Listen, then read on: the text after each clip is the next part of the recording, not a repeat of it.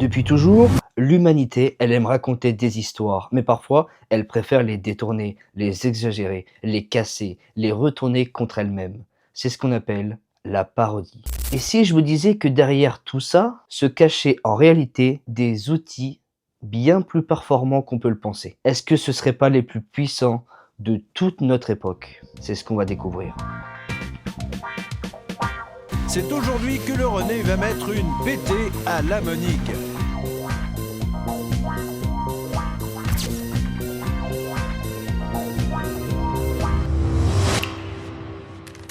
Moi, il y a un truc qui me passionne dans la parodie. C'est que c'est un art qui a l'air complètement simple, mais qui est en réalité extrêmement intelligent. Parce que parodier quelque chose, ça a l'air facile et tout le monde peut le faire. Alors que non, pas du tout. Pour ça, il faut le comprendre parfaitement. Et aujourd'hui, entre Internet, la télévision, le cinéma, les réseaux sociaux, on vit peut-être l'âge d'or de la parodie. Avant d'aller plus loin, commençons par le commencement. Qu'est-ce qu'une parodie? Bonne question. Bonne question. On parle de parodie dans les films, dans les sketchs, dans les vidéos YouTube, parfois même dans les mèmes. Mais si on regarde de plus près, une parodie, c'est pas juste une blague. C'est bien plus que ça. C'est un miroir déformant. C'est une œuvre qui imite une autre œuvre avec un sens en plus. Mais en poussant les codes tellement loin que ces codes, du coup, ils deviennent visibles, absurdes, parfois même ridicules. Et c'est à ce moment-là que ça devient intéressant. Un bon parodiste, il doit quand même mieux connaître les mécanismes d'une œuvre, encore plus que la plupart des spectateurs. Il doit comprendre les clichés, les tics de mise en scène, les dialogues typiques, les situations répétées. C'est vrai que sans ça, ça peut être complexe. C'est grâce à ces mécanismes que ça permet d'avoir une meilleure compréhension et une meilleure puissance pour détourner l'objet en question. Et on peut prendre un exemple qui est assez en rapport avec l'actualité, vous allez comprendre pourquoi après, les films d'horreur. Et pourquoi les films d'horreur? Si on y pense, qu'est-ce qui fait un bon film d'horreur? On a un groupe d'amis, une maison isolée, un téléphone qui ne marche pas, et surtout, on a des décisions absolument catastrophiques. Un personnage, lui, il va entendre un bruit bizarre et décide de partir aller voir. On sait comment ça va se finir, mais c'est la même chose à chaque fois. Le mécanisme est le même, et c'est peut-être pour ça que ça permet de tout de suite avoir les codes et de retrouver à partir de ça la parodie, la caricature du film. On aura forcément toujours ce personnage qui tombe au courant, celui qui se sépare du groupe alors que c'est pas le moment. Dans un film normal, ces éléments, ils sont censés créer de la tension. Mais dans une parodie, ça fait l'effet inverse. Parce qu'on les pousse tellement loin que la tension, elle devient du comique pur. Et c'est exactement ce que fait le film Scary Movie. Et oui, parce que là, dans les salles, en ce moment, il y a Scream 7 qui sort. Attendez de voir le prochain film Scary Movie. Ce film, il se contente pas forcément de juste faire des blagues, mais il démonte littéralement les codes des films d'horreur comme Scream. Et c'est souvent à ce moment où on se rend compte que les clichés étaient déjà un peu ridicules. Et c'est la force de la parodie. Elle se contente pas juste de faire rire, elle révèle quelque chose sur l'œuvre originale. Et c'est grâce à ça que ça permet aux spectateurs de rigoler, de comprendre la situation dans le même sens. Pour tout vous dire, elle existe depuis presque aussi longtemps que les histoires elles-mêmes. Déjà, on avait dans la Grèce antique des dramaturges,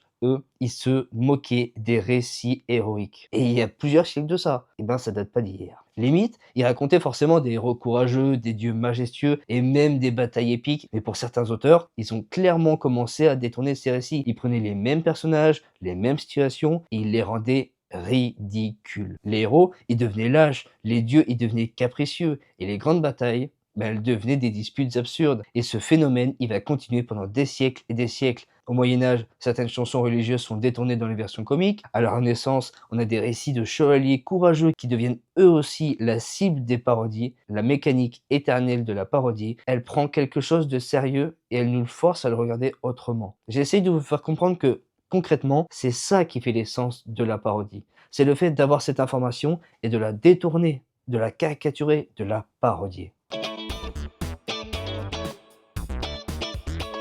Même si la parodie, elle existe depuis des siècles et des siècles, on a quand même un moment précis où elle va connaître une explosion incroyable. Et ce moment, c'est l'arrivée de la télévision. Parce que la télévision, elle produit quelque chose de très particulier, des formats répétitifs. Les journaux télévisés, ils se ressemblent. Les publicités, elles se ressemblent. Les émissions politiques, elles se ressemblent. Et quand quelque chose se répète, il devient extrêmement facile à parodier. En France, on a passé beaucoup de temps à rire devant la télé et la plupart ont même succombé à l'esprit Canal. Pour vous la faire courte, c'est un concept qui a vu le jour dans les années 80 sur la chaîne cryptée Canal+, lancé le 4 novembre 1984. Ce concept donc, il se résume à de l'impertinence et beaucoup d'humour dans un maximum de programmes. C'est pour ça que les nuls, ils vont parodier un maximum d'émissions, de pubs et de séries. En 88, les Guignols de l'info prendront le relais pendant 30 ans de suite. Putain, 30 ans. Tous les soirs, 3 millions de téléspectateurs suivaient le faux JT présenté par des marionnettes en latex. De la politique au sport en passant par le cinéma, on avait des équipes qui se coordonnaient pour donner une vision caricaturale de la société, tout simplement. Et si on a connu ou aimé les Guignols, c'est aussi parce que certains personnages étaient la caricature des Français eux-mêmes. Finalement, les Français n'arrivent pas à vous détester parce qu'au fond, vous leur ressemblez, vous êtes comme eux. Ouais, pas mal comme explication. Les autres chaînes, elles étaient aussi sur le ton de l'humour. Et une en particulier qui a fait monter un trio légendaire. Je pense que vous savez de qui je parle. Il y a un trio qui va porter la parodie au plus haut niveau de l'humour à la télévision. Ce trio comique, il est connu sous le nom de Les Inconnus. Ah mort, lui croivait bâton. Ah mort, lui croivait bâton. Leur puissance, c'était leur capacité à observer la société française et surtout ses clichés. Bah Manu, tu descends? Et pourquoi faire?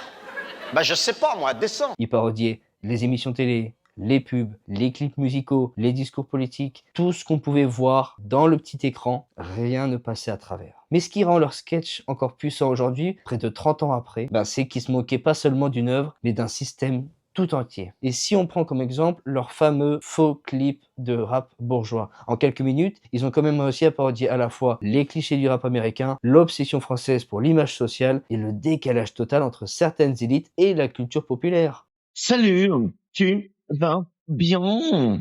Et ce qui est fascinant, c'est que tous ces sketchs ont parfois plus marqué que les œuvres les parodiées. C'est vrai que ça devient un peu une sorte de commentaire culturel. C'est un peu une manière de dire regardez, voilà ce que vous consommez tous les jours.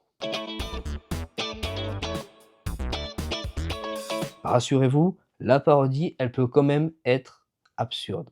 Mais pas n'importe comment. C'est vrai qu'elle peut avoir une direction complètement différente. Et au lieu de critiquer juste un genre, elle peut choisir de le pousser tellement loin qu'elle devient totalement absurde. Un exemple culte, c'est la fameuse série québécoise Le cœur a ses raisons. Alors là... Mère, j'ai une grande nouvelle à vous apprendre. Becky est enceinte. Bravo! Vous allez enfin avoir la joie d'être grand-mère. Comment ça? Becky est enceinte. Qui est Becky? Ma fiancée. Tu es fiancée avec qui? Avec Becky. Becky qui? Becky, ma fiancée. Vraiment? Oui, elle est enceinte. Pourquoi ne me l'as-tu pas dit? Je viens de vous le dire. Me dire quoi? Becky est enceinte. Qui est Becky? Ma fiancée. J'espère que vous me donnerez un jour des petits-enfants. Oui, elle est enceinte. Qui est enceinte? Becky. Becky est enceinte? Oui. Mais de qui? De moi. Et vous êtes? Brad, votre fils. J'ai un fils qui s'appelle Brad? Oui. Oh, je dois annoncer ça à Becky. En fait, cette série, c'est une parodie de feuilletons américains, ou même des Feux de l'amour, si vous voulez, en France. Concrètement, c'est ce genre de série dramatique, pleine de romances impossibles, de secrets de famille et de retournements improbables. Mais dans cette version, tout est multiplié par 10. Les regards dramatiques durent trop longtemps, les révélations deviennent ridicules, et même si on a eu 3 saisons, n'oubliez pas que c'est sorti dans les années 2000 et les gens en parlent encore aujourd'hui. Les gens sortent encore des rêves par rapport à une émission qui a été diffusée il y a près de 20 ans. Les décennies passent et pourtant, le programme reste aussi culte. Monsieur, c'est votre frère. Mensonge! Ce n'est pas mon frère, c'est un téléphone! C'est votre frère au téléphone. Mais il fallait le dire.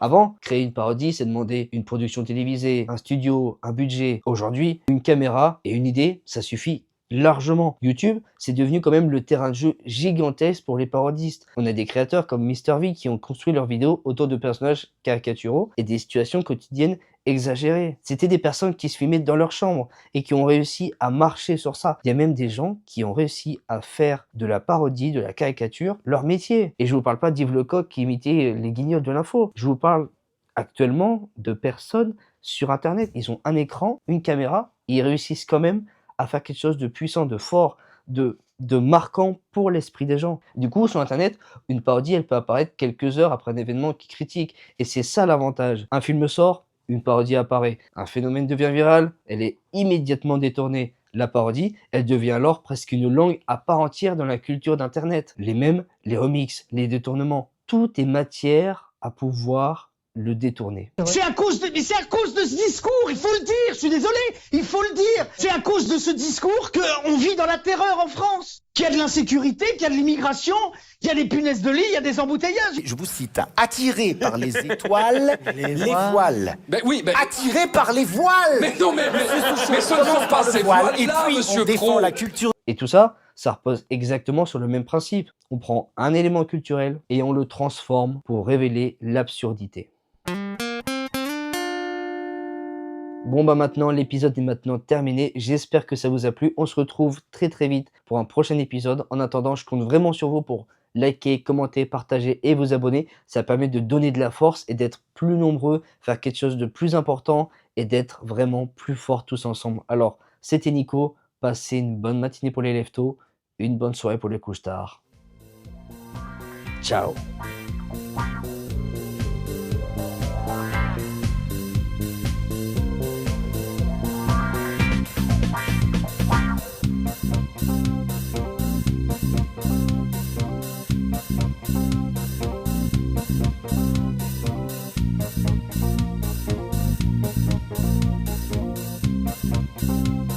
Vous regardez trop la télévision et ciao, bonsoir.